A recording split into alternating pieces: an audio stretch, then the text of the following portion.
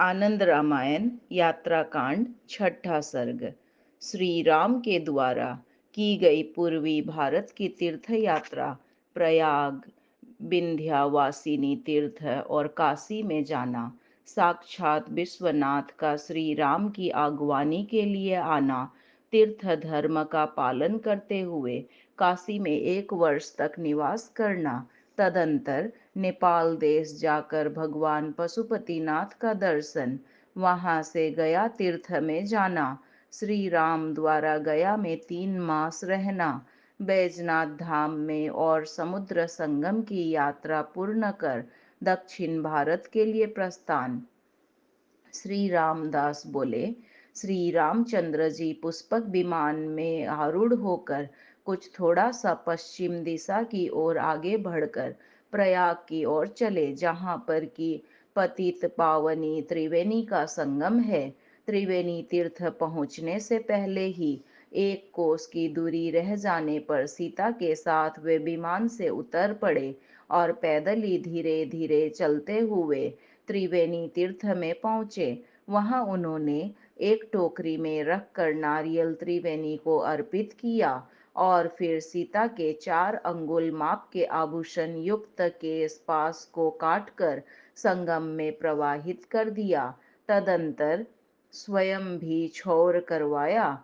इसके पश्चात रघुनंदन श्री राम ने भाई लक्ष्मण आदि बंधुजनों तथा माताओं आदि का भी यथाविहित क्षौर करवाया।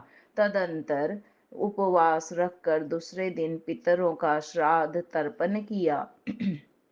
उन्होंने पूरे मास वहां यथाविधि कल्पवास किया। उसके पश्चात प्रयाग के 8 प्रसिद्ध तीर्थों का दर्शन किया। यह यात्रा अष्ट तीर्थी कहलाती है। त्रिवेणी, वेणी माधव, सोमनाथ, नागवासुकी, अक्षयवट तथा दशाश्वमेध तीर्थ आदि ये प्रयाग के 8 प्रसिद्ध तीर्थ हैं। वहां उन्होंने अनेकों प्रकार के दान दिए। अपने प्रलयकालीन निद्रा के स्थान अक्षयवट का दर्शन कर राम कुछ मुस्कुराए। तदंतर उन्होंने सीता तथा भाइयों के साथ दिव्य वस्त्रों और सुंदर आभूषणों के द्वारा त्रिवेणी तीर्थ का पूजन किया। उसके पश्चात श्री राम ने सैकड़ों हजारों कांच के घड़ों में त्रिवेणी का पवित्र जल भरवाकर उन्हें अपने विमान के आगे भाग में रखवा दिया। फिर उन्होंने तीर्थ पुरोहित की भली भांति पूजा की और उन्हें बार बार प्रणाम किया। फिर उनसे अनुमति लेकर उन्होंने पुष्पक विमान में आरूढ़ होकर आकाश मार्ग से वहां से प्रस्थान किया। वहां से वे विंध्याचल तीर्थ पहुंचे, जहां साक्षात दुर्गा देवी विंध्यवासिनी निवास करती हैं। वहां उन्होंने तीर्थ स्नान की विधि से पूर्व के समान स्नान आदि संपूर्ण कृत्य संपन्न करके वस्त्रों तथा आभरण आदि उपचारों से देवी विंध्यवासिनी का यथाविधि पूजन किया और अनेक प्रकार के दोनों प्रदान कर वहां के तीर्थ पूर्ण और अनेक प्रकार के दानों को प्रदान कर वहां के तीर्थ पुरोहित को संतुष्ट किया। तदंतर वे सीता के साथ पुष्पक विमान में आरूढ़ होकर प्रसन्नता पूर्वक काशी नगरी की ओर चल पड़े। अत्यंत उज्जवल एवं करोड़ों सूर्यों के समान प्रकाशमान उस पुष्पक विमान को पश्चिम दिशा से पूर्व दिशा काशी की ओर आता हुआ देखकर उस समय काशी के निवासी जन उस विमान के विषय में आपस में अनेक प्रकार के तर्क वितर्क करने लगे और वे उसे देखने के लिए सैकड़ों की संख्या में महलों में छतों पर चढ़ गए और कोई कहने लगा, लगता है ये पर्वत के शिखर पर दावाग्नि जल रही है। कोई कहने लगा, सूर्य ही भ्रांत होकर रास्ता भटक गया है और इधर उधर भ्रमण कर रहा है। कुछ लोग कहने लगे, नहीं नहीं, ये तो देव ऋषि नारद मुनि है जो इधर को आ रहे हैं। कोई कहने लगा, लगता है सूर्य ही आकाश से नीचे को गिर रहा है। कोई कहने लगा, ये तो वायुपुत्र हनुमान है। जो द्रोणाचाल पर्वत को लिए हुए इस ओर आ रहा है। कुछ कहने लगे, मृग ने चंद्रमा को स्वर्ग से गिरा दिया है। कोई उसे साक्षात विश्वनाथ कहने लगा। कोई कहने लगा, अरे ये तो सुदर्शन चक्रधारी विष्णु है। इसी प्रकार कोई उस विमान को सुवर्णमय से सुमेरु पर्वत, कोई वशिष्ठ पत्नी अरुंधति तारा, कोई पक्षीराज गरुड़, कोई प्रलयाग्नि कहने लगा। कोई कहने लगा कि किसी ने महान भयंकर आग्नेयास्त्र को छोड़ दिया है। और कोई बताने लगा, ये तो मणियों से सुसज्जित सहस्र मुख साक्षात शेषनाग है। इस प्रकार से अलग अलग बातें कहते हुए उन काशी निवासी जनों ने आते हुए उस महान पुष्पक विमान को देखा। इस प्रकार कहते हुए वे महान कोलाहल कर ही रहे थे कि वह विमान एकदम समीप में आ गया। उसे समीप में आया देखकर वे सभी एक साथ बोल उठे, अरे ये तो अयोध्यापति श्रीमान रामचंद्र जी हैं, जो नगर वासियों के साथ पुष्पक विमान में आरूढ़ होकर यहाँ लोगों को सत्कृत करने के लिए यहाँ पधार रहे हैं। इस प्रकार की वार्ता करते हुए नगर निवासियों की ध्वनि भगवान विश्वनाथ ने भी सुनी। वे शीघ्र ही पार्वती के साथ वृषभ पर आरूढ़ हुए और काशी निवासियों को साथ लेकर श्री राम के समीप गए। वे श्री राम के लिए बहुत सारी भेंट ले गए। इसी बीच श्री राम ने देहली विनायक का पूजन कर साक्षात भगवान विश्वेश्वर का दर्शन किया और सिर झुकाकर उन्हें प्रणाम किया। भगवान शिव ने श्री राम का आलिंगन किया। श्री राम ने शिव जी द्वारा लाई गई उपहार की वस्तुओं को स्वीकार किया। तदंतर उन्होंने वस्त्रों तथा अलंकारों को आदि के द्वारा शिव जी की पूजा की। तदुपरांत उन्होंने भगवान शिव का हाथ पकड़कर काशी में प्रवेश किया। तदंतर वे दोनों वाहन का परित्याग कर मणिकर्णिका तीर्थ में गए। वहां सीता सहित श्री राम ने क्षौर आदि कराकर चक्र पुष्प करिणी तीर्थ में श्रीफल समर्पित किया और वहां वस्त्रों सहित स्नान किया। तदंतर उन्होंने काशी की दैनंदिनी दैनंदिन की जाने वाली नित्य यात्रा करके एक दिन का उपवास किया। तदंतर तीर्थ श्राद्ध आदि संपन्न करके पंच तीर्थी यात्रा पूर्ण की। इसके अनंतर अंतर्गृही महायात्रा उत्तर मानस तथा दक्षिण मानस, इन दोनों मानस तीर्थों की यात्रा 42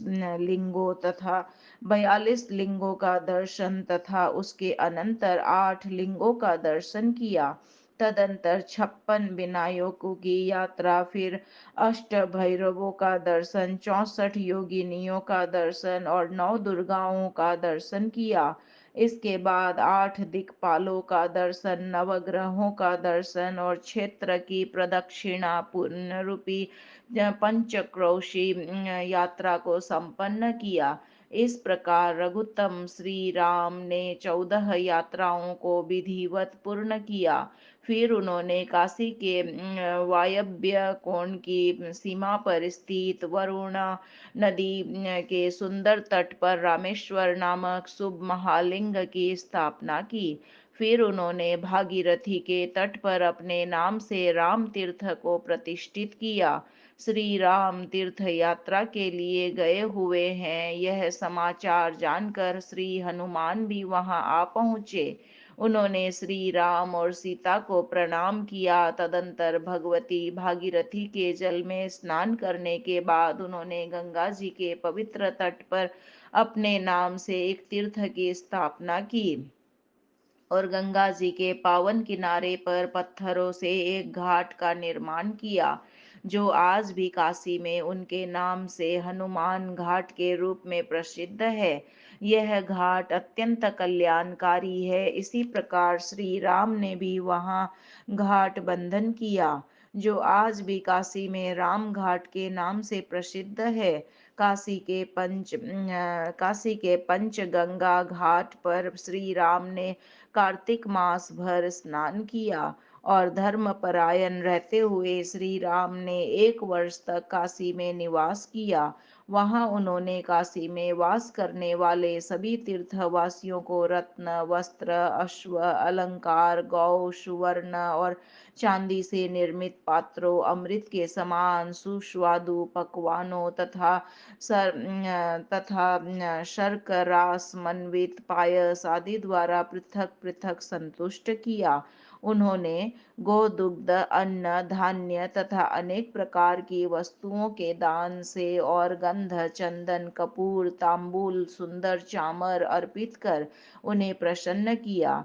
रुई से परिपूर्ण गद्दे, कोमल पलंग, दीपक, दर्पण, आसन, शिविका, दास दासी, पशु तथा ध्वजा पताका से युक्त उज्ज्वल भवनों को प्रदान कर उन्हें सम्मानित किया। किन्हीं को वर्ष भर के भोजन की पर्याप्त सामग्री प्रदान की, किसी को गृहस्थी से संबद्ध संपूर्ण सामग्री प्रदान की, सन्यासियों तथा तपस्वी जनों को उपनाह तथा खड़ाऊ प्रदान किया। साथ ही उनको यथा योग्य रेशमी उत्तरीय वस्त्र, कोमल चित्र विचित्र ऊनी कंबल, दंड, कमंडलू, मृग चर्म, कौपीनी, बैठने के लिए ऊंचे ऊंचे आसन, सेवक, मठ, विद्यार्थी तथा अतिथि सत्कार करने के लिए सुवर्ण तथा बहुत सा धन प्रदान किया। वैद्यों को उनकी आजीविका के साधन के रूप में बहुत सी औषधियां समर्पित की। लेखकों को अपने जीवन यापन के लिए बहुत से ग्रंथ प्रदान किए। बहुतों को अत्यंत मूल्यवान रसायन प्रदान किए। किन्हीं लोगों को दान पत्र अर्पित किए। ग्रीष्म काल में पौशला चलाने के लिए धन दिया। हेमंत ऋतु में अग्नि जलाने के लिए ईंधन के रूप में काष्ठ आदि वितरित किया और वर्षा ऋतु में वर्षा से संरक्षण के लिए छाता तथा आच्छादन का वस्त्र प्रदान किया। रात्रि में पठन पाठन करने के लिए प्रकाश हेतु बहुतों को दीपक आदि साधन प्रदान किया। किन्हीं को पैरों में अभ्यंग के लिए स्नेह द्रव्य प्रदान किया। प्रत्येक देवालय में पुराणों आदि का पाठ परायण हो, इसके लिए धन दिया। देवालयों को जीर्णोद्धार करने के व्यवस्था की। उनमें अनेक प्रकार की चित्रकारी के लिए तथा रंगशाला आदि के सौंदर्यकरण के लिए धन प्रदान किया। गुगलू गुगल गुगुल आदि सुगंधित द्रव्यों, दशांग धूप, आरती संभार, उत्तम सुगंधित धूप, कर्पूर, रुई की बत्ती आदि अनेक देव पूजा की सामग्रियों की व्यवस्था करवाई। देवताओं के स्नान के लिए पंचामृत तथा सुगंधित द्रव्यों को प्रदान किया। देवताओं के मुख वासार्थ तांबूल, इलायची आदि दिया तथा अनेक देवों ध्यानों को लगवाया। सभी शिवालयों में भगवान शिव की तीनों काल में की जाने वाली महापूजा के लिए माला तथा माला गूंथने की व्यवस्था की और देवालय में शंख, भेरी, मृदंग आदि वाद्यों के वादन का प्रबंध किया। देवताओं के स्नान एवं अभिषेक के लिए घंटा, गडुआ, कुंभ आदि स्नानीय वस्तुओं, स्नान के अनंतर प्रतिमा के अंग प्रोक्षण के लिए श्वेत वस्त्र और अनुलेपन के लिए सुगंधित द्रव्य एवं यक्ष कदर्म आदि प्रदान किया। देवालयों में जप एवं होम, स्तोत्र पाठ, उच्च ध्वनि में शिव नामोच्चारण, रास क्रीड़ा, चंवर आदि लेकर समवेत रूप से की जाने वाली प्रदक्षिणा का प्रबंध किया।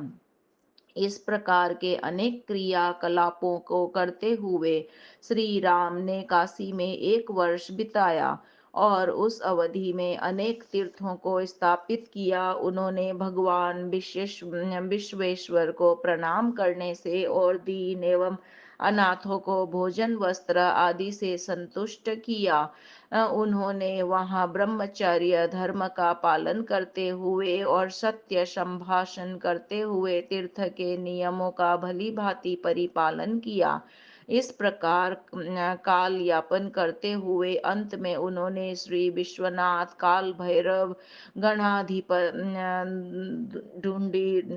ढूंढीराज, अन्नपूर्णा, दंडपाणि का दर्शन करके उन्हें बार बार प्रणाम किया और फिर भगवान विश्वेश्वर से अनुमति लेकर रघुत्तम श्री राम आकाश मार्ग से होते हुए गंगा के दक्षिणी तट पर गए। मार्ग में उन्हें कर्मणाशा नदी मिली। तदंतर वे महर्षि च्यवनजी के आश्रम के समीप पहुंचे। अपने पुष्पक विमान से उतरकर उन्होंने वहां स्नान किया और मुनीश्वर च्यवनजी को प्रणाम किया। वहां श्री राम ने अपने नाम से राम तीर्थ तथा रामेश्वर नामक तीर्थ प्रतिष्ठित किया। वहां उन्होंने अपने साथ आए सभी जनों को अपने बाण द्वारा खींची गई बाण रेखा को दिखाया। तदंतर वहां उन्होंने जितना काशी में दान दिया था उससे भी अधिक बहुत से दान प्रदान किए। तत्पश्चात वे पुष्पक विमान से सोनभद्र तथा गंगा के संगम स्थल पर वे पुष्पक विमान से गंगा के संगम स्थल पर गए। श्री राम जिन जिन तीर्थों में गए उन्होंने पहले तीर्थ में किए गए दान से भी अधिक दान उस तीर्थ में किया। जहाँ जहाँ भी रघुश्रेष्ठ श्री राम सीता के साथ गए वहाँ वहाँ अनेक महान तीर्थ बन गए। भगवान शेष भी उन तीर्थों की गणना करने में समर्थ नहीं है। इन सभी तीर्थों में भी मनीषियों ने 6 तीर्थों का अत्यंत श्रेष्ठ समझा है। जिनमें 4 तीर्थ श्री राम आदि 4 भाइयों द्वारा स्थापित है। 5वां तीर्थ जानकी जनक नंदिनी सीता द्वारा प्रतिष्ठित है और 6ठा तीर्थ अंजनी पुत्र हनुमान जी द्वारा स्थापित है। इस विषय में संदेह नहीं करना चाहिए। तदंतर श्री राम जी ने स्वर्ण भद्रा और गंगा नदी के पवित्र संगम पर बड़ा ही प्रसन्नता पूर्वक स्नान किया। 3 रात्रि वहां रहने के अनंतर गंडकी संगम के लिए उन्होंने प्रस्थान किया। किसी तीर्थ में 3 दिन, किसी में 5 दिन, किसी में 7 दिन, किसी में 15 दिन, किसी में 18 दिन, किसी में 21 दिन और किसी तीर्थ में प्रभु श्री राम ने 1 मास तक निवास किया। उन तीर्थों में निवास करते हुए उन्होंने सुखपूर्वक तीर्थ धर्मों का पालन किया। गंडकी संगम पर स्नान करने के अनंतर श्री राम नेपाल देश में गए। वहां उन्होंने जगदीश्वर पशुपतिनाथ का दर्शन किया और फिर वे हरिहर क्षेत्र में गए। इस प्रकार से सभी तीर्थों में भ्रमण करते हुए रघुनंदन श्री राम बार बार गंगा जी के दक्षिणी तट पर संगम में गए। तदंतर वे वैकुंठ नगर में गए और वहां से जरासंध नगर में गए। वैकुंठा नदी के जल में स्नान कर प्रभु श्री राम गया तीर्थ में गए। वह फागुन नदी के पूर्वी तट पर वे उस श्रेष्ठ पुष्पक विमान से उतरे और उन्होंने दिव्य विष्णु पद को प्रणाम किया। तदंतर वे पुनः यान के समीप चले आए। वह रात्रि वहीं व्यतीत कर प्रभात काल होने पर रघुनंदन श्री राम ब्राह्मणों को साथ लेकर फागुन नदी के जल में स्नान करने के लिए इसी समय अपनी सखियों से घिरी हुई देवी सीता भी फागुन नदी में स्नान के लिए गई। उन्होंने वहां यथा विधि स्नान किया और सुवासिनी स्त्रियों का पूजन किया। तदंतर वे वहां के बालुकामय स्नान में देवी महेश्वरी की पूजा करने के लिए स्थित हो गई। उन्होंने बालुका के 5 पिंड बनाकर दुर्गा जी की प्रतिमा बनानी चाहिए। फिर उन्होंने उस गीली बालुका को बाएं हाथ में लेकर दाहिने हाथ से पिंड बनाकर उस बालुकामय पिंड को ज्यों ही भूमि पर रखना चाहा त्यों ही उन्हें भूमि के भीतर से श्वशुर महाराज दशरथ जी का उत्तम हाथ ऊपर आता हुआ दिखाई दिया और वह सुंदर हाथ सीता के हाथ से पिंड ग्रहण कर भूमि के अंदर प्रविष्ट हो गया। यह देखकर सीता को महान आश्चर्य हुआ। तदंतर सीता ने बालू का दूसरा पिंड बनाया और उसे भूमि पर स्थापित किया। उस पिंड को भी दशरथ जी के हाथ ने ऊपर प्रकट होकर ग्रहण किया और फिर वह हाथ पूर्ववत भूमि के अंदर प्रविष्ट हो गया। इसी प्रकार से सीता जी ने बालू के 108 पिंड बनाकर क्रम क्रम से अर्पित किए और श्वशुर दशरथ जी का दाहिना हाथ प्रकट होकर उन्हें ग्रहण करते हुए भूमि में प्रविष्ट होता गया। यह देख देख कर उन्हें बड़ा ही कौतूहल हुआ। अंत में सीता जी थक गई और वे भगवती दुर्गा की मन से पूजा कर शीघ्र ही यान के पास समीप चली आई। इस आश्चर्यजनक घटना को न तो उनकी सखियां जान पाई और न श्री राम ही। सीता ने भी श्री राम को इस भय से नहीं बताया कि न जाने श्री राम मुझसे क्या कहेंगे। श्री राम वहां के पंचतीर्थ में अवगाहन करके प्रेत शिला पर आए और उन्होंने वहां पिंड दान किया। उन्होंने अपने हाथ की अनामिका अंगुली से राम नाम से अंकित अपनी स्वर्ण निर्मित सुंदर अंगूठी निकाली और दक्षिणाभिमुख होकर भूमि पर मंत्र से 3 रेखाएं खींची। वे 3 रेखाएं आज भी वहां स्पष्ट दिखाई देती है। तदंतर श्री राम ने उन रेखाओं के ऊपर कुश बिछाए और उन कुशों के ऊपर तिल, घी तथा मधु से समन्वित सत्तू के पिंड बनाकर वे पिंड दान के लिए उद्धत हुए। उन्होंने दाहिने हाथ में पिंड ग्रहण किया और फिर भूमि की ओर देखा तो पिता श्री दशरथ जी का हाथ उन्हें नहीं दिखाई दिया। उस समय वहां उपस्थित ब्राह्मण बड़े आश्चर्यचकित होते हुए शीघ्र ही बोल पड़े, यहाँ पर जो जो भी पिंडदान करता है उसे ग्रहण करने के लिए उनके पिता के हाथ पिंड लेने के लिए भूमि से ऊपर निकलते हैं, किंतु आपके पिता का हाथ प्रकट क्यों नहीं हुआ, इसे हम नहीं जान पा रहे। श्री राम ने भी चकित होकर लक्ष्मण की ओर देखते हुए कहा, हे लक्ष्मण, तुम तो बुद्धिमान हो, इसमें क्या कारण है, क्या तुम जानते हो? लक्ष्मण जी बोले, हे तात, जब हम लोग गोदावरी नदी के तट पर पिंडदान करने गए तब इन गुदी फल और पिन्याक से बना पिंडदान कर रहे थे। उस समय हमने अपने पिता महाराज दशरथ जी का हाथ प्रकट हुआ देखा है, किंतु वह आज दिखाई नहीं देता है। यह देखकर मुझे भी बहुत आश्चर्य हो रहा है। इस विषय में आप देवी सीता से पूछे, हो सकता है उनको इसका कारण ज्ञात हो।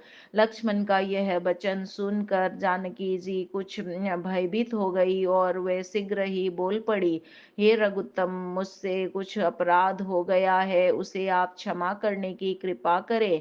जानकी जी की वैसी बात सुनकर श्री राम पुनः उनसे कहने लगे, हे सीते, तुम मुझे सत्य सत्य बताओ, घबराने तथा डरने की कोई बात नहीं है। तदंतर सीता जी ने वह सारी घटना उन्हें सत्य सत्य बात बता दी कि किस प्रकार उनके हाथ से दशरथ जी के हाथ ने प्रकट होकर पिंडों को ग्रहण किया। यह सुनकर राघव बोले कि तुम जो यह पिंड ग्रहण करने की बात कर रही हो, इसमें कौन साक्षी है? वे बोली, पास में खड़ा आम्र वृक्ष इसका साक्षी है, किंतु जब उससे पूछा गया तो उसने मना कर दिया। तब क्रुद्ध हो सीता ने उसे शाप देते हुए कहा, अरे आम्र वृक्ष, तुमने जो झूठ बोला है उसके फल स्वरूप तुम मगध देश में फलों से हीन होकर रहोगे। पुनः देवी सीता ने राघव श्री राम से कहा, मेरे उस पिंडदान के विषय में ये फागुन नदी गवाह बनेगी। तब श्री राम ने फागुन नदी से पूछा कि सीता जो कह रही है वह क्या सत्य है? तो वह भी भय के मारे इनकार कर गई। तब सीता ने उसे भी शाप दे डाला कि जाओ, तुम अंतर्मुखी होकर बहोगी, बाहर दिखाई नहीं दोगी। तुमने मेरी बात सत्य होते हुए भी झूठ बोला। इसके बाद सीता ने कहा, मेरे उस कर्म में यह निवास करने वाले ब्राह्मण साक्षी हैं, जो उस समय मेरे समीप में खड़े होकर सारी प्रक्रिया देख रहे थे, किंतु वे भी राघव श्री राम के पूछने पर भय से विवल होकर उस बात को नकार गए। वे यह सोच रहे थे कि यदि हम गवाही देते हैं तो श्री राम हमको यह कहकर कहीं शाप न दे डाले कि यदि ऐसी बात थी तो उस समय तुमने सीता को पिंडदान करने से रोका क्यों नहीं। तब क्रुद्ध हो सीता ने उन तीर्थ निवासियों को शाप दिया कि तुम लोगों को धन के द्वारा कभी भी तृप्ति प्राप्त नहीं होगी। तुम लोग दीन रूप होकर धन के लिए इधर उधर घूमते रहोगे। इसके अनंतर सीता जी ने कहा, यह बिल्ली मेरी सत्यता की गवाही देगी। उससे भी जब श्री राम ने पूछा कि क्या सीता सत्य कहती है, तब उसने भी अपनी अज्ञानता प्रकट की। इस पर सीता ने उसे भी शाप देते हुए कहा, उस समय तुम अपनी पूंछ को आगे करके मेरे पास खड़ी होकर सब देख रही थी, तब भी तुमने झूठ बोला। अतः जाओ, तुम्हारी पूंछ अस्पृश्य अपवित्र हो जाएगी। इसके पश्चात जानकी जी बोली, गौ मेरा साक्ष्य प्रदान करेगी। श्री राम द्वारा उससे पूछने पर वह भी नकार गई। तब सीता ने उसे शाप देते हुए कहा, हे धेनुके, मेरे वचन से तुम्हारा मुख अपवित्र हो जाएगा। तब सीता ने कहा, यह अश्वत्थ वृक्ष गवाही देगा। उसमें उससे पूछने पर उसने भी मना कर दिया। तो सीता ने उसे आंचल दल निरंतर हिलते हुए पत्तों वाला होने का शाप दिया। अंत में सीता ने कहा, मेरे कर्म के साक्षी प्रभाकार भगवान सूर्य है। श्री राम ने उनसे पूछा तो वे बोले, श्री राम, यह बात सत्य है। श्री सीता जी के उस पिंडदानात्मक कर्म से आपके पिता श्री दशरथ जी महाराज अत्यंत संतुष्ट हुए हैं। उसी समय सूर्य के समान अत्यंत तेजस्विनी विमान में आरूढ़ होकर राजा दशरथ वहां प्रकट हो गए और उन्होंने वहां आकर श्री राम का दृढ़ आलिंगन किया और कहा, हे राम, तुमने हमारा उद्धार कर दिया। मैथिली सीता के द्वारा किए गए पिंडदान से हमें उत्तम तृप्ति प्राप्त हुई है। तथापि लोक में मर्यादा स्थापित करने के लिए तुम गया श्राद्ध संपन्न करो। श्री राम ने पिता दशरथ जी से पूछा, हे पिताजी, आपने इतनी शीघ्रता से यहाँ बालू का पिंड ग्रहण किया, उसे मुझे बताने की कृपा करें। वे बोले, हे राघव, गया में श्राद्ध करते समय अनेक विघ्न उपस्थित होते हैं, इसीलिए मैंने पिंड ग्रहण में शीघ्रता की। राम से इस प्रकार कहकर श्री दशरथ जी ने श्री राम के हाथ से भी कुछ श्रद्धान्न ग्रहण किया और फिर वे विमान में आरूढ़ होकर चले गए। तदंतर श्री राम ने प्रेतगिरी पर पिंडदान किया और फिर प्रेत शिला पर काक बलि प्रदान की। इसके पश्चात श्री राम धर्म प्रयाण में धर्मरण्य में गए। वहां तिल, आज्य एवं शर्करा से समन्वित सत्तू के बने पिंडों द्वारा पृथक पृथक प्रत्येक पद में पिंडदान किया और फिर वट श्राद्ध किया। उसके बाद उन्होंने अष्ट तीर्थी की अर्थात गया के प्रसिद्ध 8 तीर्थों की यात्रा की। संध्या के लिए नियत तीनों स्थानों में यथाविधि संध्या वंदन करने के अनंतर उन्होंने विविध प्रकार के दान दिए। फिर भगवान गदाधर का उत्तम राजोपचारों से पूजन कर मगध देश में स्थित आम्र वृक्ष का जल से सेचन किया। कहा भी है, किसी मुनि ने अपने हाथ में स्थित जल से पूर्ण कुंभ द्वारा तथा कुश के अग्रभाग से आम्र वृक्ष के मूल में जल दिया। इससे आम्र वृक्ष का सेचन भी हो गया और पितर भी संतृप्त हो गए। इस प्रकार एक ही क्रिया द्वारा 2 कार्य संपन्न हो गए। इसीलिए एका क्रिया दुस्त्यर्थ करी यह उक्ति प्रसिद्ध हो गई। इसी प्रकार प्रतिदिन विष्णु पद की पूजा संपन्न करते हुए कहीं विमान में जाकर और कहीं पैदल ही जाकर श्री राम ने गया में 3 मास व्यतीत किए। वहां के सभी परिजनों को दानादि के द्वारा संतुष्ट करने के अनंतर श्री राम विमान द्वारा पूर्व दिशा की ओर गए। फागुन नदी के पूर्वी तट पर जहाँ पुष्पक विमान ठहरा था, उस स्थान को गया के विप्रजन राम गया इस नाम से उच्चारित करते हैं। वहीं पर रामेश्वर तथा पावन राम तीर्थ भी है।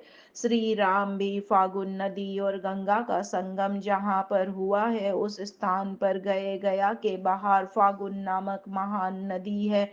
उसके अनंतर श्री राम महर्षि मुग्दल जी के नवीन आश्रम में गए।